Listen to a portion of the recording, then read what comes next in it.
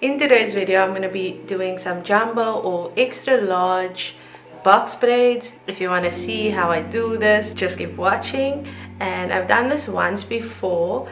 I'm using the knotless method. This time I'm going to be doing diamond partings. I'm going to be trying to do diamond or triangle partings, and that's what's going to be different. For me, this is a easy protective style that I can do myself. If you have any questions, let me know in the comment section. Give this video a thumbs up if you get any value out of it, and thank you so much for all of the engagement that you guys have been giving so far. Welcome to all the new people. My name is Kristen, aka Curly Kristenite, and on this channel I do natural hair tutorials and product reviews, so if you're into that, consider subscribing. So I'm starting this process off by preparing the synthetic hair or the fiber, and I'm using Expression in the color 1.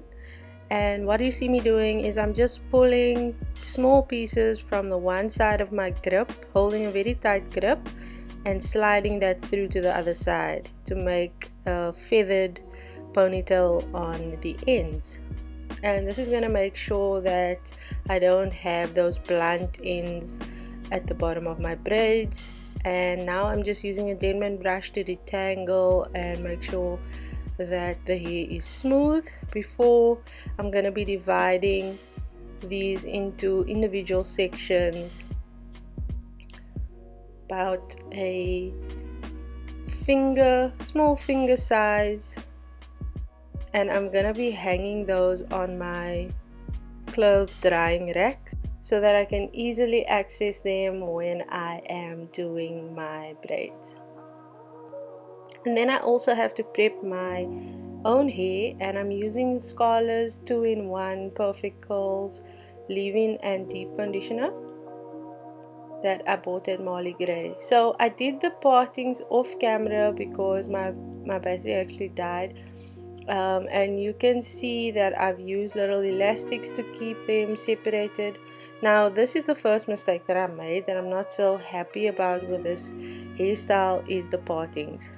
I'm using the Aunt Jackie's ice curls to smooth my partings even more, but they weren't as straight and the triangles were a bit elongated, so I would have liked to have made them a lot more uniform triangles with 3 equal sides and not like 2 long sides and 1 short side like I do have here.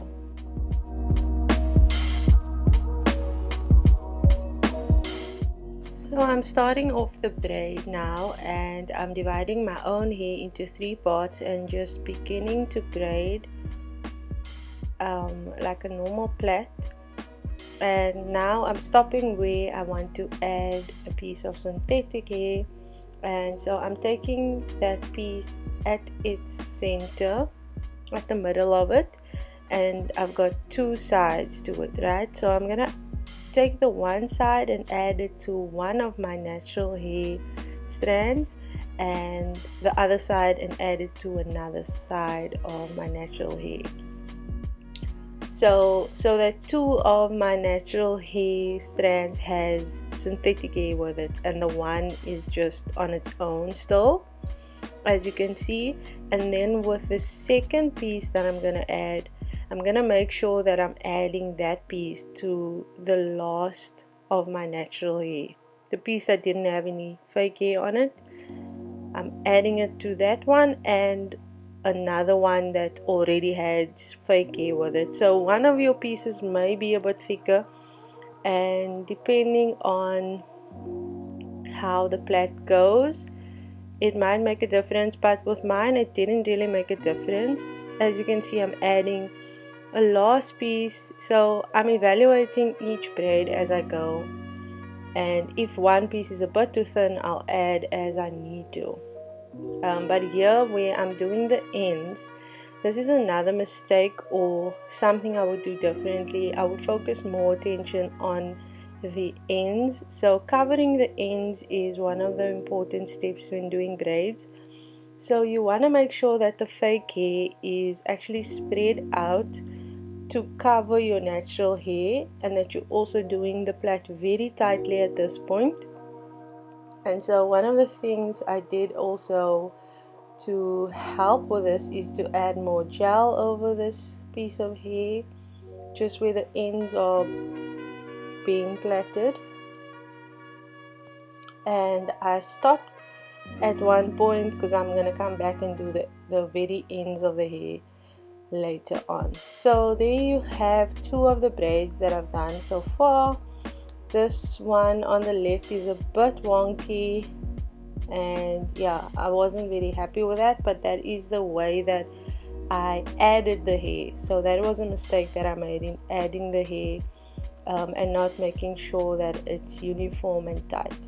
Another mistake I made was these two thin partings that I had in the front of my hair, and so I ended up joining it with a bigger piece at the back and making like one long triangle, which in hindsight, I was just adapting to what I had because it was time consuming making these parts and I didn't want to go back and change them. So I just went ahead and did this, and it came out okay in the end. You can't really see that it's a long plait, a long triangle when it's complete, because the other braids cover the back part of that triangle. So I did the same thing on the other side just to keep it uniform.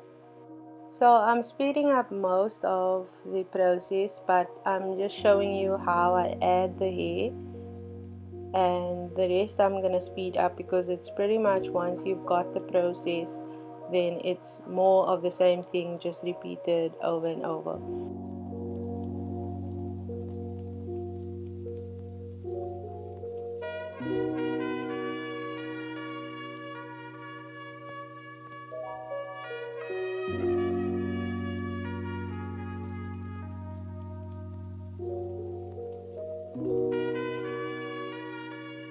So I managed to do the first half of my hair, I think in about an hour and a half, and then I got tired, and this is the point I think where I decided to go and sleep and do the rest in the morning.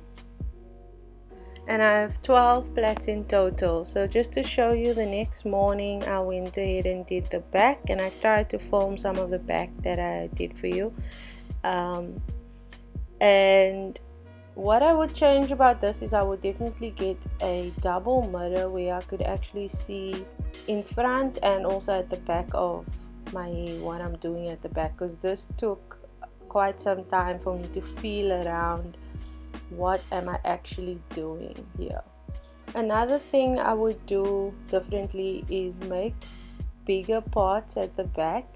I did have some help with the back parts, but I also had to guide, because Luther did the back for me, so I had to guide him what I wanted. So we had to use a lot of teamwork. So I would maybe do bigger partings at the back if I could do this again. And yeah, so we're almost there, guys. We only have the two back triangles to do, and like I said, there were 12 braids in total that I did. And I went over the ends again in the morning just to make sure they were as neat as I could get them.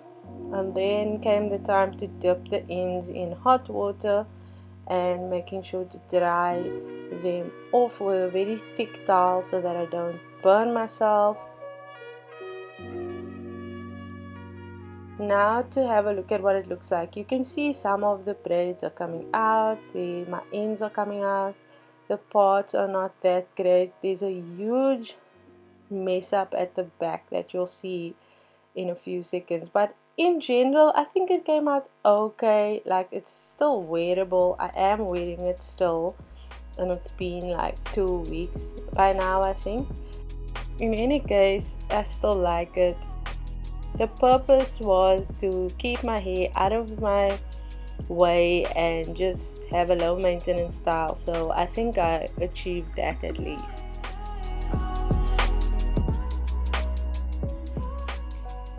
The next step is to view some of my other videos that are going to pop up on screen. Whichever one you choose, I will see you in that video. Bye everybody, I'll be back soon.